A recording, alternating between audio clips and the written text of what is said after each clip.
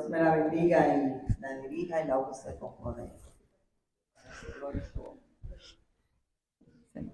Mis queridos hermanos, para cerrar con broche de oro, ¿verdad? Imagínense haber estado todo el día en la iglesia. Así que abrácese, felicítese, usted mismo felicítese porque está aquí. Podríamos estar por otro lado y estamos aquí. Y estamos aquí porque queremos estar con el Señor. Y voy a hablarles del poder de la oración en la familia, pero antes de eso déjenme decirle algo. Si hay algo que a mí no me ha gustado en la vida, es orar. Oigan, que a mí cuando me decían que orara, a mí me daba comezón en el cuerpo. Y yo me ponía a pensar, ¿por qué es que me da tanto coraje orar? Porque yo siempre en mi mente he conversado con Dios, ¿verdad? Yo pensaba que orar era solamente cuando te arrodillas y oras. Para mí conversar en la mente con Dios no era. Hasta que yo escuché una prédica del pastor Bullón, donde él decía que oración es todo cuando estás pensando y cuando estás conversando, y eso me alivió un poco. Pero yo me puse a averiguar por qué es que yo le tenía esa fobia a la oración. Porque yo me arrodillaba, Señor, que aparezca mi perrito. Yo oraba, hermanos, y mis oraciones tenían respuesta al día siguiente. Entonces, para mí era algo tan sencillo, sencillamente yo oro y Dios me lo contesta. Así era. Entonces yo decía, ¿por qué es que tienen que pasarse hora y hora y hora? Que es que Dios no les contesta, tienen que ser muy pecadores. Eso yo pensaba de niña. ¿Y saben por qué yo le tenía esa fobia a la oración? Porque en la iglesia, cuando oraban, eran oraciones larguísimas. Y cuando yo leí el espíritu de profecía que dice que la oración pública no debe ser larga, porque entonces el que está orando se quiere lucir y eso no le gusta al Señor.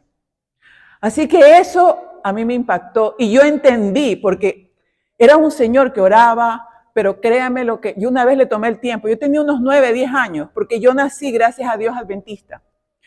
Una vez oró, hora y 30 minutos. Y la gente, amén, amén. Y yo veía a las señoras que ahora, yo tengo la edad de esa señora, y yo decía, esas señoras están locas. Entonces, hermanos, ¿por qué? Porque si hay algo poderoso, es la oración. Dios se encarga de defender lo que nos permite unirnos a Él, pero el enemigo quiere 3 cosas. Una, que no ores. 2, que te pelees con tu pareja y se destruya tu hogar. Y 3, que creas que Dios no te perdona y no te escucha.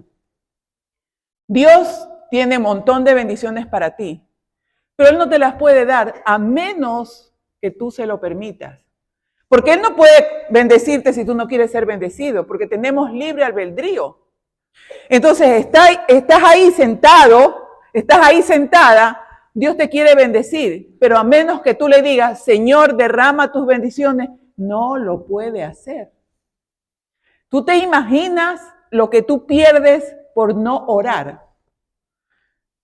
Yo, acostumbrada a que Dios me conteste, yo decía, porque yo esto que se los estoy diciendo, yo lo escuché en algún momento.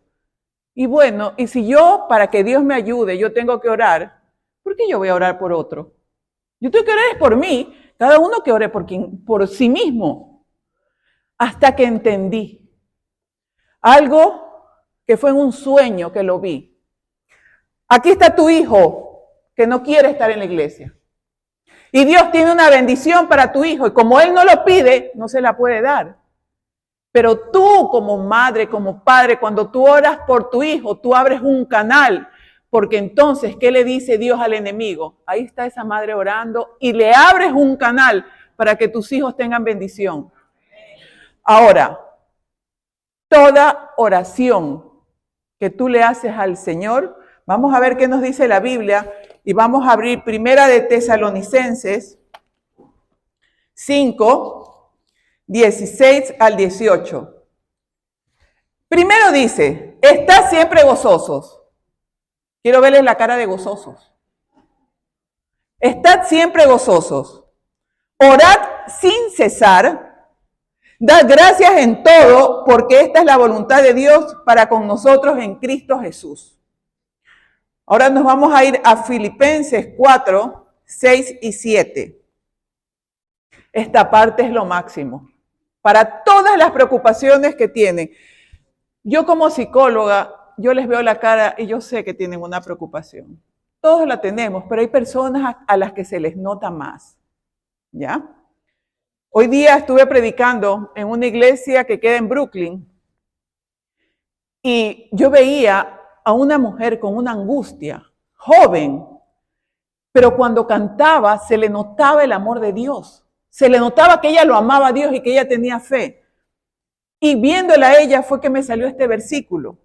Por nada estéis afanosos, si no sean conocidas vuestras peticiones delante de Dios en toda oración y ruego con acción de gracias. Gracias, Señor, porque no tengo trabajo. Gracias, Señor, porque de pronto mi hijo no está en la iglesia, porque de esa manera me tienes agarrada a tu manto. Dale gracias a Dios por todo, porque Dios sabe por qué permite las cosas. Recuerda que Él te pule y Dios al que ama castiga. Cuando todo me va demasiado bien, yo me preocupo y digo, ¿será que ya estoy perdida? Porque Dios está constantemente puliéndonos y mis hermanos. Si bien la felicidad nos hace sentir lindos, es el dolor, es la tristeza la que nos pule. Vámonos a Marcos 11:24, que nos dice, por tanto os digo que todo lo que pidiereis orando, creed que lo recibiréis y os vendrá. Y aquí, hermanos, yo de este versículo me agarré, empezando porque he sido una mujer bendecida, que todo lo que le pide a Dios se lo da. Y el día que le pedí que salve a mi esposo, me contestó que no. Yo estaba tan, pero tan segura de que él iba a regresar y no regresó nunca. Y en ese momento yo tuve miedo de Dios. A Dios, mira, Dios le da la gana, hace así te moriste. Así que no creas que tienes la vida comprada. Vive en urgencia. Y yo dije, ¿pero por qué? Si mi esposo es un hombre de Dios, se sentaba siempre allá. ¿Pero por qué? ¿Por qué me dejas en este país sola? Yo no tengo en este país a nadie. Y aquí dice que todo lo que le pidas, Él te lo va a dar. ¿Qué pasó? Y yo le decía, pero Señor, tú decías, aunque ande en valle de muerte. Y para eso la respuesta está en Jeremías 33:3. Clama a mí y yo te responderé y te enseñaré cosas grandes y ocultas que tú no conoces. Mis hermanos, yo le pedí a Dios que salve a mi esposo y lo salvó para la vida eterna.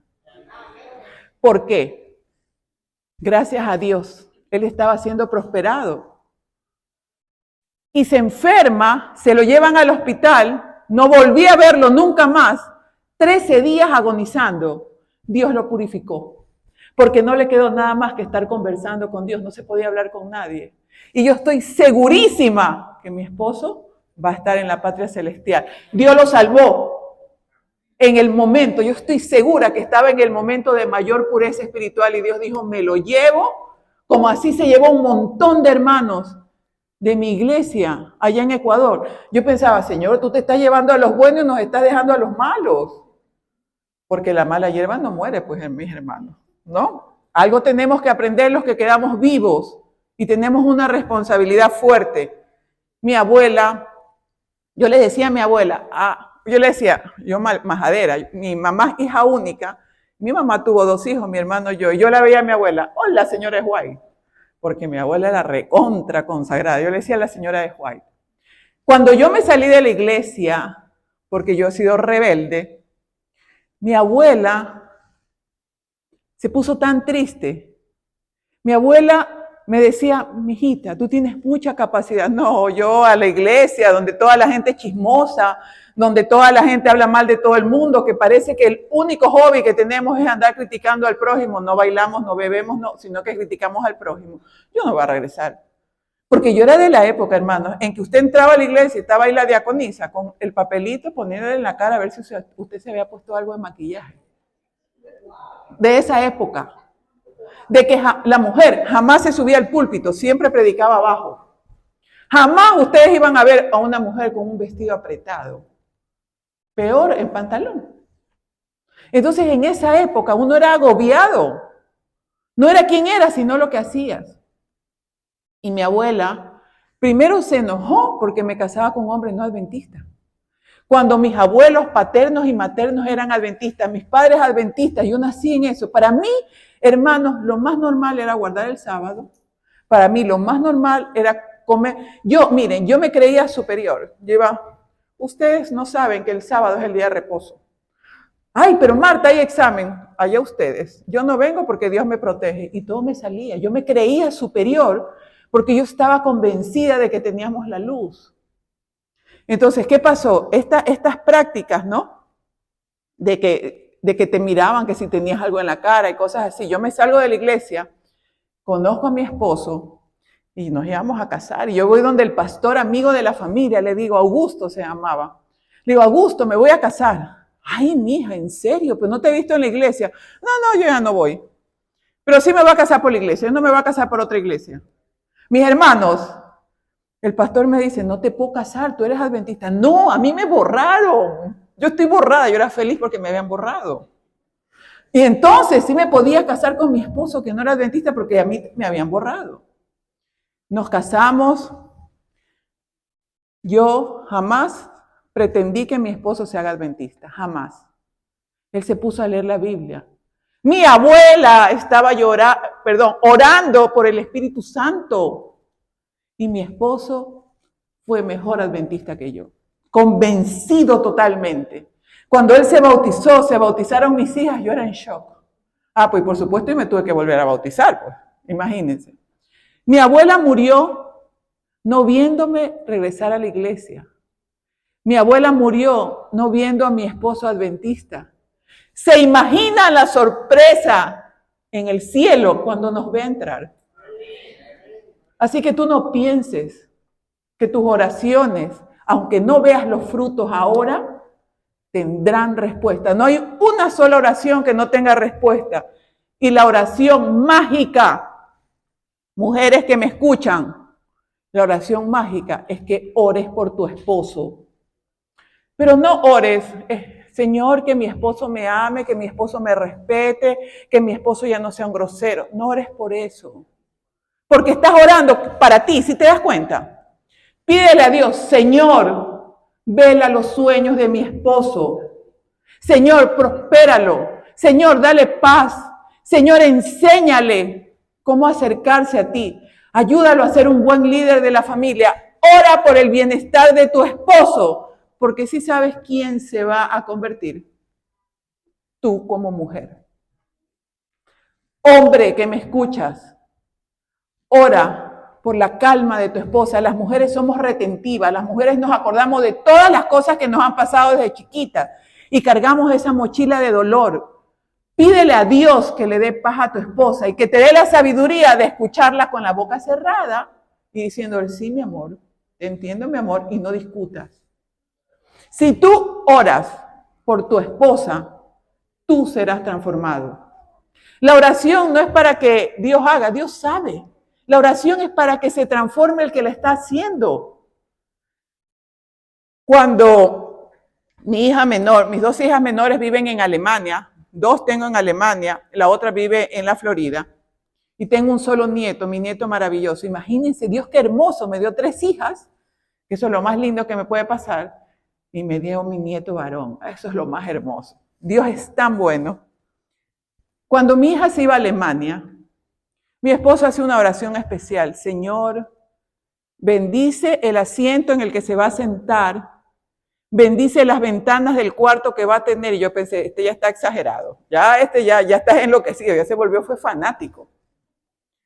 Mis queridos hermanos, al cabo de 2 años, yo fui a visitar a mi hija a Alemania. Mi hija tiene tendencia a ser depresiva. Y ustedes saben que lo peor para una persona depresiva es cuando no entra el sol. La falta de vitamina D baja terriblemente la serotonina y las personas se deprimen más. Por eso es que en invierno hay más suicidios que en verano. Cuando yo llegué a la casa, que es una casa que tenía 7 habitaciones, compartía con sus compañeros de la universidad el comedor, la sala y la cocina. El único cuarto que tenía ventanas era el de ella. Ahí está la oración de mi esposo. Tú tienes que orar por todo, por absolutamente todo, por el aire, por los pulmones, por la vida, por su cabello, por todo. Y la oración, nos falta tiempo. Mis queridos hermanos, no pierdas ese canal de comunicación que Dios ha hecho. Cuando mi esposo murió, yo no podía ni levantarme, hermanos, porque yo también estaba grave. Yo estaba esperando la muerte. Y cuando me llama Martita, ustedes no saben, me da ganas de llorar, el alivio que yo sentía cuando ella me llamaba todos los días a orar. Yo por eso tengo un amor por ella. Ella también lo tiene por mí. ¿Por qué? Yo no sé. Pero miren cómo he evolucionado, que el otro día que hablamos le digo, Martita, ¿me deja orar por usted? Yo jamás he orado por nadie, que no sean mis hijas. Peor en público. Hoy día lo hice con doña Hilda. Pero le dije, Martita, ¿puedo orar por ti? Imagínense yo orando por Martita que es tan experta en oración. Dios me trajo esa persona para darme paz, porque yo no tenía ni un familiar aquí. Y cuando ya me recuperé, aparece Areli, que ora tan bonito. O sea, Dios me mandó a las personas. El otro día también tuve el atrevimiento de decirle a Areli, ¿me dejas orar por ti? Y ella se quedó sorprendida, porque yo jamás oro, porque yo me inventaba en mi cabeza que yo no sé orar. Como que a Dios, como que el Espíritu Santo no le va a llevar la oración a Dios como se la tiene que llevar. Así que, mis queridos hermanos, no perdamos tremenda herramienta. Y gloria a Dios, porque en lugar de estar en la casa descansando, estamos aquí adorándolo. Que Dios nos bendiga, hermanos. Gracias.